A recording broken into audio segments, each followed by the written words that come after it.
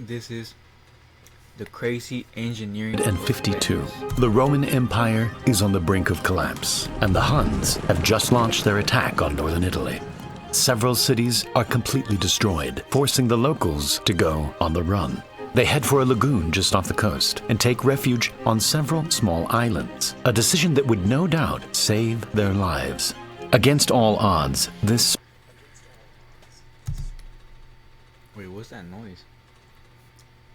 I don't know where I hear it. I don't know what's tripping. Eventually, they went on to build one of the most impressive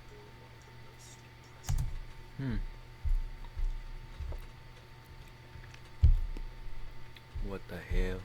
Let me try this.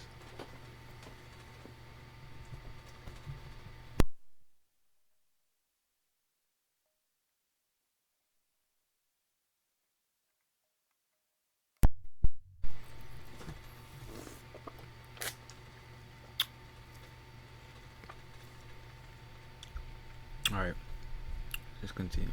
small islands, a decision that would no doubt save their lives. Against all odds, this small civilization eventually went on to build one of the most impressive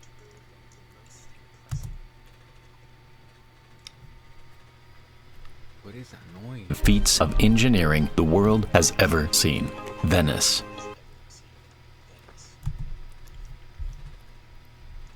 What the hell?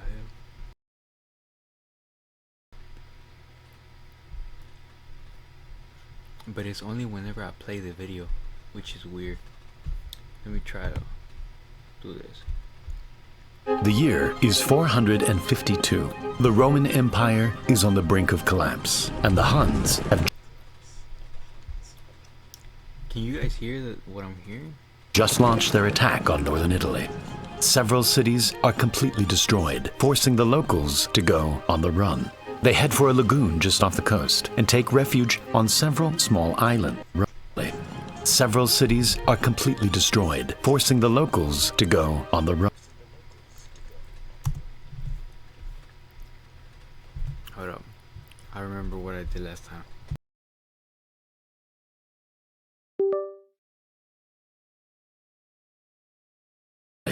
Several cities are completely destroyed, forcing the locals to go.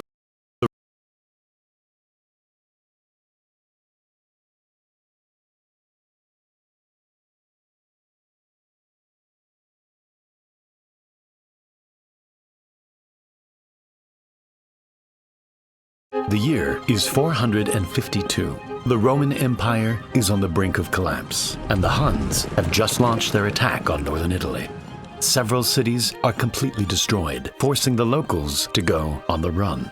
They head for a lagoon.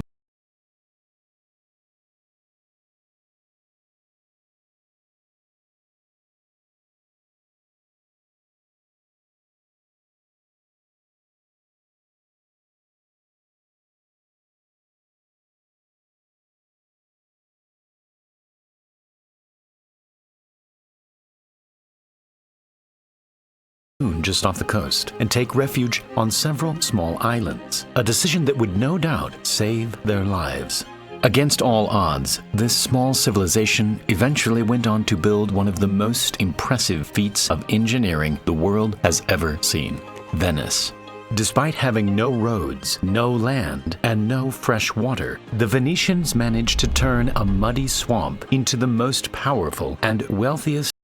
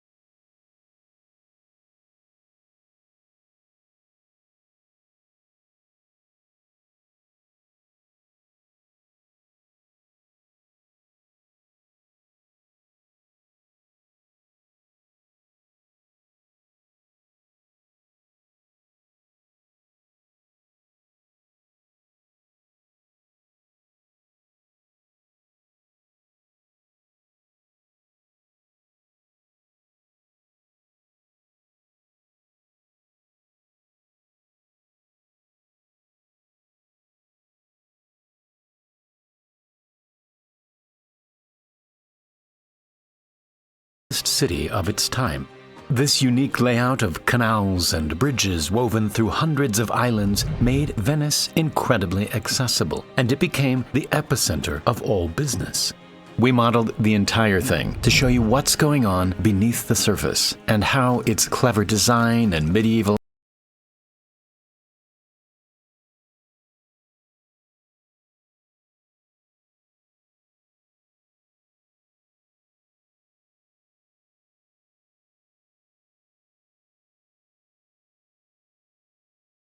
engineering allowed it to take over the world.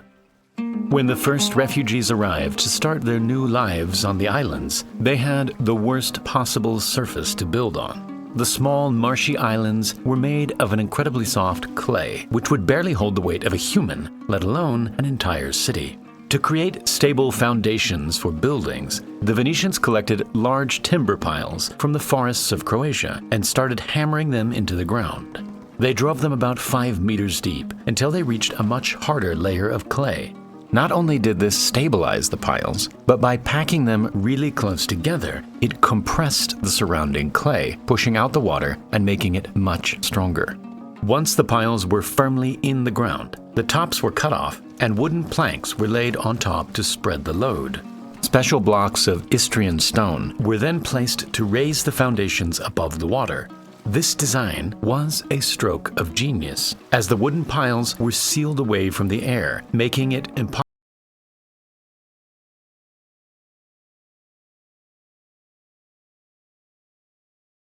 impossible for them to rot. To this day, almost all of the original piles are in great condition and are still holding up the city.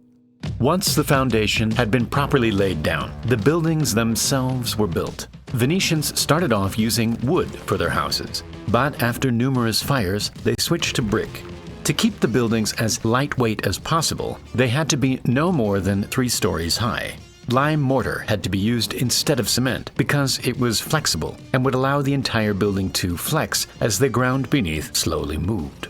The inner walls were built in a crisscross pattern that would also flex like a trellis. The facade walls, which had large windows and elegant stone designs, made them much heavier, and so in order to stop them from falling over, they were pinned into the floor using iron rods, keeping the entire building together. This method of building worked well for the Venetians, and soon several islands around the lagoon were established in this way. Instead of expanding outwards like most cities, these islands expanded into each other. At first, boats were the only way to cross between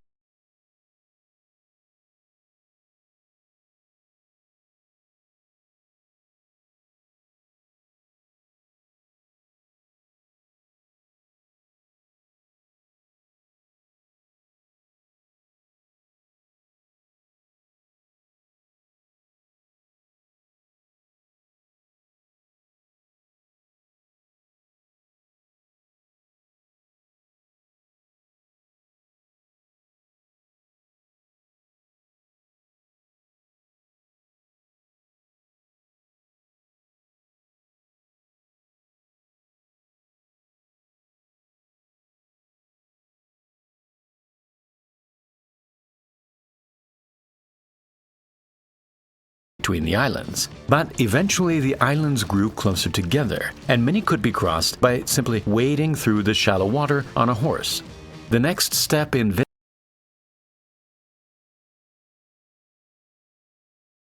Venice's evolution would of course be connecting the islands.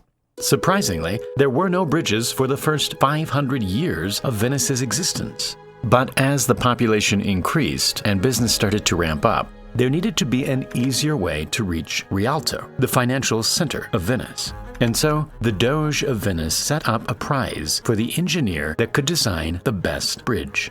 He announced this by putting up Displate posters all around the city. Just kidding. Displate, today's sponsor, makes awesome or James texture or collection city bridge. In order to turn Venice from a collection of islands into a bustling city, bridges had to be built. The first attempt was a simple pontoon bridge that joined the two largest sections of Venice together and, crucially, provided quick access to the Rialto area. The bridge was later upgraded to a wooden bridge, which eventually burned down and collapsed before it was finally replaced by a much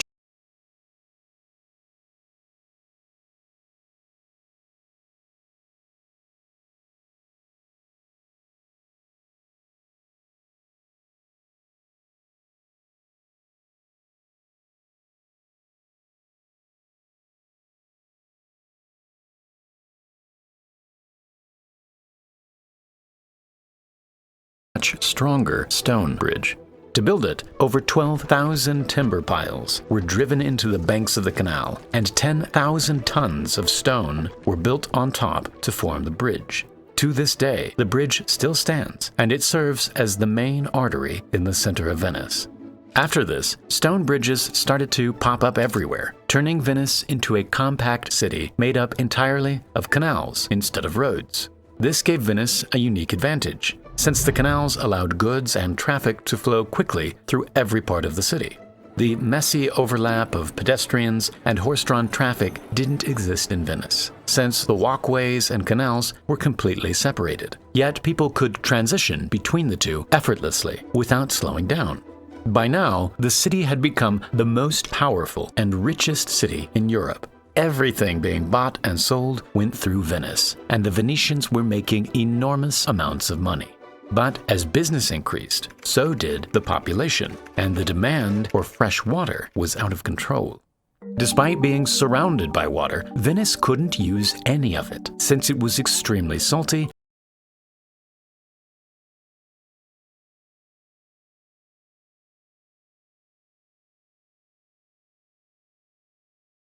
and undrinkable. Without natural springs or rivers to collect fresh water, Venice relied upon boats to do natural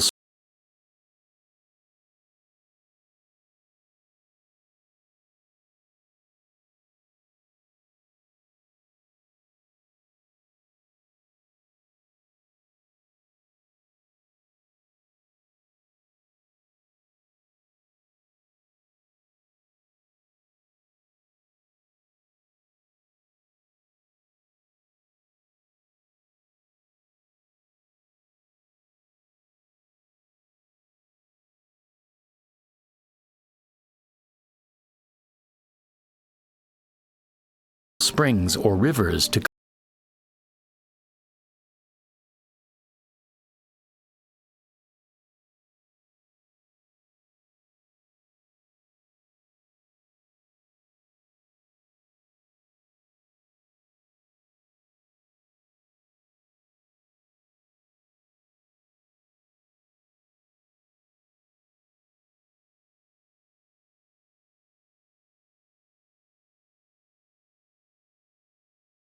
collect fresh water, Venice relied upon boats to deliver water from the mainland. But with 170,000 people, the demand became too much, and the Venetian engineers had to get creative. From the beginning, Venetian islands were built around squares, which were initially just empty fields for animals to graze upon.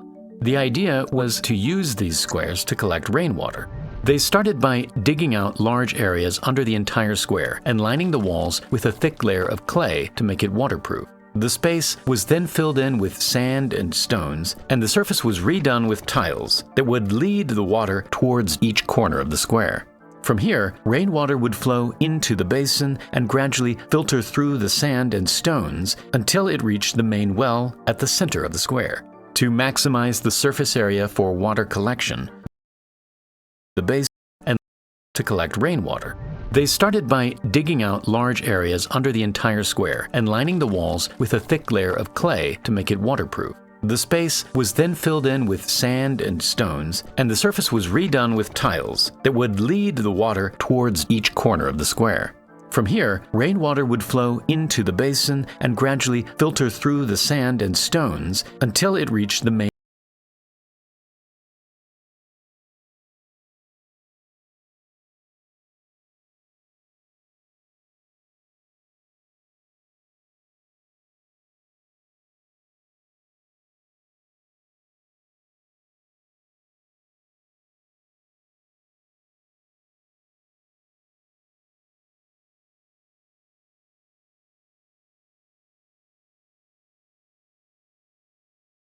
main well at the center of the square. To maximize the surface area for water collection, the roofs of the nearby buildings were fitted with gutters that would direct the water onto the square and into the drains. Venice then became an enormous funnel, which filled more than 600 wells around the city.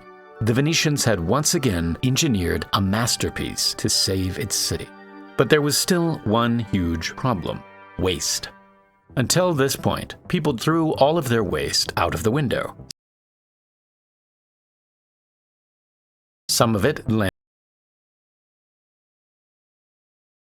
in the canal. But for those who didn't live within throwing distance of a canal, urine, feces, and rotten food all ended up in the streets. And so, in the 16th century, the Venetians started building a network of underground tunnels that would collect the waste from every building and flush it into the canal. When the tide of the lagoon was down, solid waste would collect at the bottom, and the liquids would naturally flow into the canals. Then, when the tide rose, it would flood the tunnels and pull the solid waste into the canal. The motion of the tide coming in and out twice a day would exchange the dirty water for fresh water from the sea, flushing Venice from all of its waste.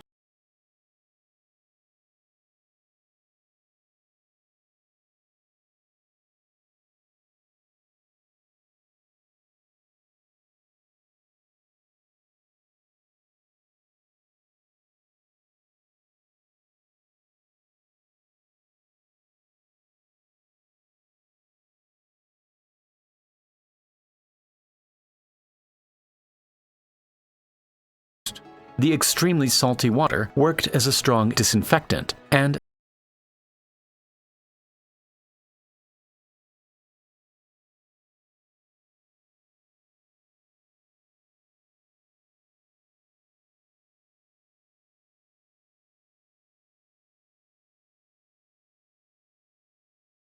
thanks to this system, the streets became clean. Amazingly, almost all of the incredible engineering that made Venice is still around today. The bridges, the canals, the buildings are all ancient relics sitting on a forest that has held up the entire city for over 1,000 years.